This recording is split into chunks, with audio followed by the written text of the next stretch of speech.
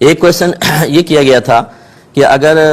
پہلے والی سنتیں چھٹ جائیں جو فرضوں سے پہلے ہوتی ہیں تو انہوں نے خود یہ لکھا کہ کیا اس کو آخر میں پڑھتے ہیں، نیت کیا ہونی چاہیے؟ دیکھیں آخر میں نہیں پڑھتے ہیں، اپنے پاس سے آپ کوئی فتاویٰ جاری نہ کیا کریں، یا اگر آپ نے بہرحال یہ سیکھا ہے تو سمجھ لیں اس کو۔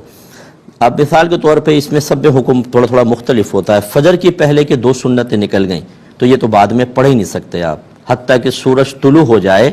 اس کے بعد امام محمد رحمۃ اللہ علیہ کے قول کے مطابق زوال سے پہلے پہلے ان کی قضا کرنا چاہیں تو آپ کر سکتے ہیں، کیونکہ یہ سنتوں کی بہت زیادہ تاکید ہے تو قریب بواجب ہیں، اور واجب اگر چھوٹ جائے تو اس کی قضا ہوتی ہے، اس لیے وہ کہتے ہیں کہ قضا ادا کر لیں۔ جبکہ امام اعظم اور امام ابو یوسف رضی اللہ تعالی عنہما یہ دونوں کہتے ہیں کہ سنت کی قضا ہے ہی نہیں، لہذا نکل گئی تو نکل گئی۔ پھر ظہر پر آ جائیں، اگر ظہر کی 4 سنتیں نکلی ہیں تو اس میں ترتیب پہلے قائم رکھیں گے آپ۔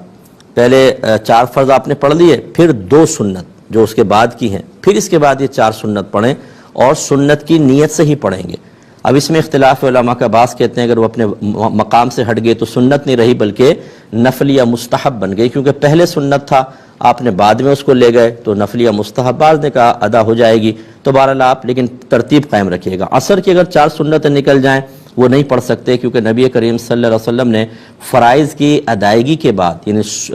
عصر کی بات کر رہا ہوں، فرائض کی ادائیگی کے بعد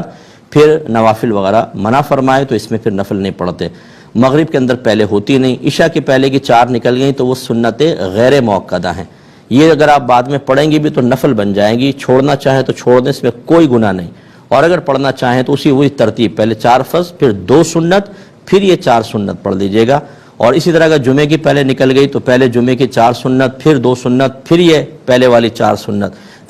پھر نفل، اور اس طرح نماز کو مکمل کیجئے گا۔ تو میرا یہ جواب یوٹیوب پہ ڈل جائے گا، یہ پروگرام ابھی رات میں ہی انشاءاللہ 1-2 دفعہ سن لیں، جس کو اس بارے میں معلومات چاہیے تو سب نمازوں کا معاملہ کلیئر ہو جائے گا۔